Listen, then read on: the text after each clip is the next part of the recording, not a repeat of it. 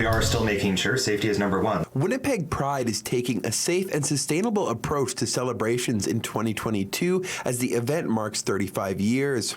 Organizers say the community is excited to reunite in person following the recent pandemic pauses. As much as restrictions have been lifted, we're also working daily with city officials, federal and provincial officials to pivot in case something changes. We're making sure we have hand sanitizer on site, masks on site. Barry Carlenzing is the president of Winnipeg Pride and just recently marked a decade of service with the organization this April.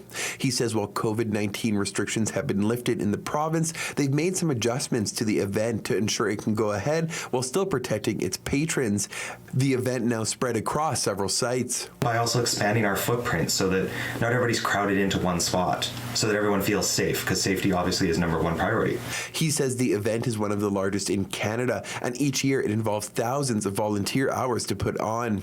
He stresses that while there has been a lot of progress made when it comes to LGBTQ two-spirit rights, he says the fight is far from over. We know 35 years ago, individuals were walking with bags over their heads because of if they came out, they could have been fired, persecuted. There was so much.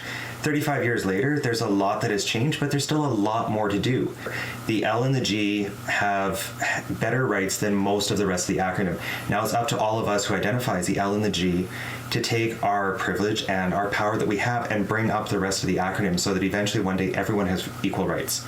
Pride celebrations in Winnipeg run throughout the week, including the Canada Pride 2022 Human Rights Conference. The activities conclude next weekend on June 5th with the parade and rally beginning at the Manitoba Legislature.